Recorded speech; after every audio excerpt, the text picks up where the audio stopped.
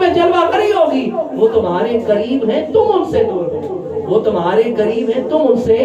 دور ہو، فقط تم دور ہو، وہ تو قریب ہے، وہ تو قریب ہے، قرآن کا فیصلہ ہے، اقرب وہ تمہارے زیادہ قریب ہے، اور تمہیں تمہاری جانوں کو برباد نہیں ہوتی ہے، پہلے مصطفیٰ کا پہنچتی ہے۔ اب دیکھیں اولیاء داتا جو ہیں اور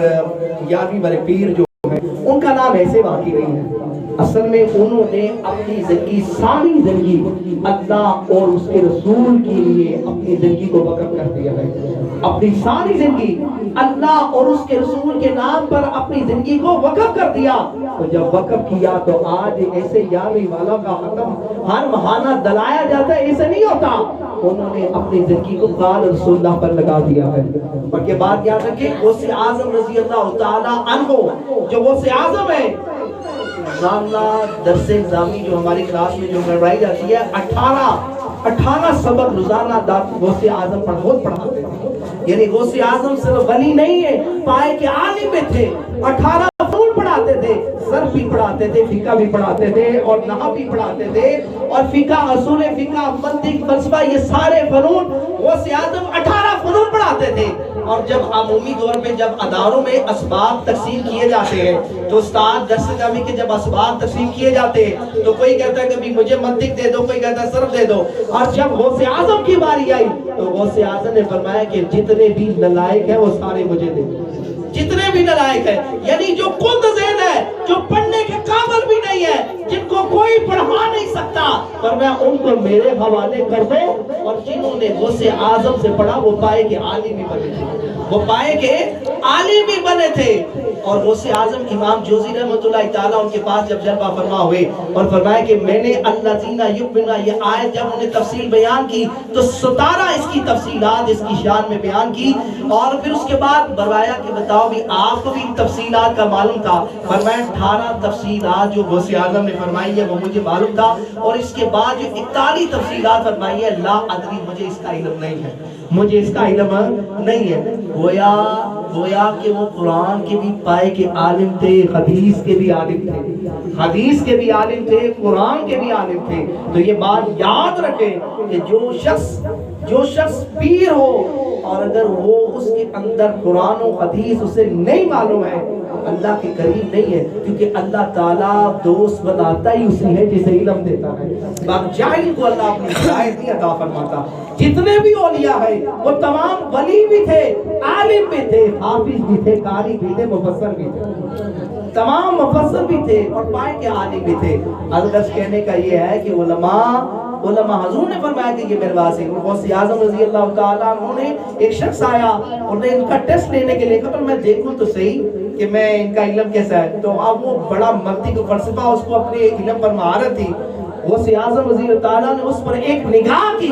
اور نگاہ کرتے اس کا سارا علم کو سلب کرنے لگا، سارا علم اس کا چھین لیا گیا۔ اب اس کے بعد اب میں بتاؤں کدھر گیا تمہارا قال و قیل،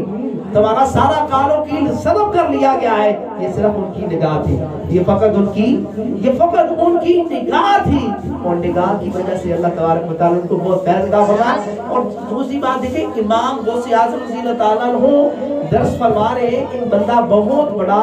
ایک ہمارے نحو کی کتاب ہے جس کا نام امام سبوی ہے، اور وہ بڑے نحو کے بہت بڑے امام ہیں۔ وہ فرماتے ہیں کہ ان کو نحو پر بہت زیادہ مہارت تامہ تھی، بہت زیادہ مہارت تامہ تھی۔ اب انہوں نے کہا کہ میں چلو بھی میں اتنا بڑا مدرس ہوں اور میں غوث اعظم کی محفل میں واز کر رہے کہ ان کی محفل میں جاؤں، تو انہوں نے فرمایا 12 لوگوں نے اس کے جو دوست تھے زبردستی اس کو لے گئے۔ اب وہ جب لے کر کے غوث اعظم درس فرما رہے ہیں، اس کے ذہن میں خیال آیا کہ میں تو اتنا بڑا نحو کا امام ہوں اور غوث اعظم تو اپنی طریقت کی باتیں کر رہے ہیں، جو میں لینا چاہتا ہوں وہ تو مجھے نہیں مل رہا۔ تو درانے خطاب میں غوث اعظم نے فرمایا اے سب، تم اگر چاہو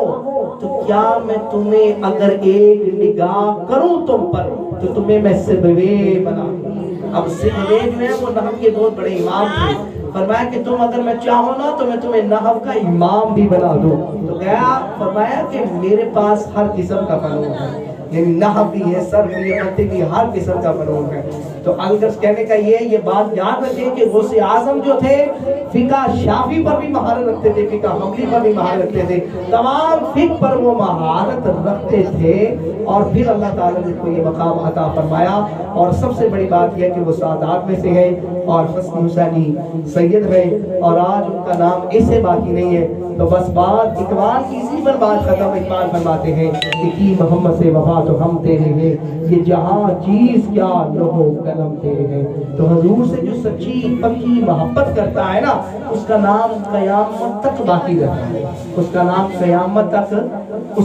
قیامت تک باقی رہتا ہے۔ جو مصطفیٰ سے محبت کرتا ہے اس کا نام مٹتا نہیں ہے، وہ ہمیشہ باقی رہتے ہیں۔ تو جو ان کے غلام ہوں اللہ تعالیٰ ان پر بھی خصوصی رحمت کی بارش فرماتا ہے۔ تو اپنا